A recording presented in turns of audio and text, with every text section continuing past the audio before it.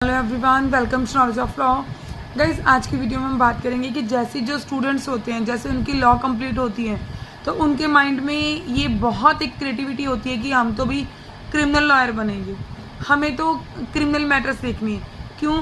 क्योंकि जब भी हम स्टडी करते हैं तो उसमें जो क्रिमिनल लॉज होते हैं वो बहुत इंटरेस्टिंग लगते हैं। तो गाइस, इस चीज़ को जब हम प्रैक्टिकल देखते हैं, जैसे आपकी लॉ कंप्लीट हो जाती है तो वही वैसा कुछ नहीं होता।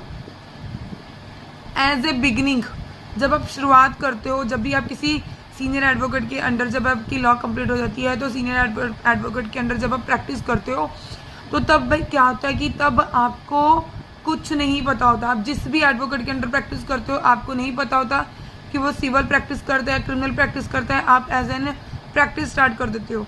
कई एडवोकेट क्या होते हैं कि वो पैनल के ऊपर काम करते हैं, बैंक पैनल के ऊपर। तो कई एडवोकेट्स होते हैं वो भाई सिविल काम ही ज़्यादा करते हैं, कई होते हैं क्रिमिनल करते हैं, कई होते हैं बहुत केसेस को देखते हैं। तो भाई आपको ऐसी माइंड में क्रिएटिविटी नहीं बनानी है। सिविल क्रिमिनल कुछ नहीं होता जब आप एज ए प्रैक्टिस में जाते हो, ठीक। तो लोग आपको, जब भी आप कोर्ट में जाते हो, रेडी होकर जाते हो, तैयार श्यार होकर, तो लोग आपको कैसे देखते हैं कि he is an advocate, she is an advocate, वो एक वकील है, ठीक। वो आपको नहीं देखते कि भाई इसे क्रिमिनल मैटर दिखता है, ये सिविल मैटर दिखता है। वो ये देखते हैं कि वो एक वकील है।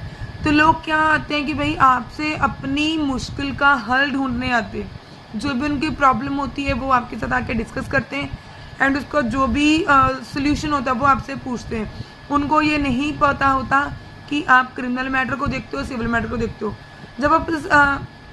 जब आप बिगिनिंग में स्टार्ट करते हो तो आपको ऐसा सोचना भी नहीं है कि मुझे क्रिमिनल लॉयर बनना है, सिविल लॉयर बनना है। नहीं, जो भी काम आता है काम को पकड़ो और करो, काम को पकड़ो और करो, चाहे वो काम छोटा हो बड़ा हो कुछ भी हो, बट काम को पकड़ो और करो, दैट्स इट।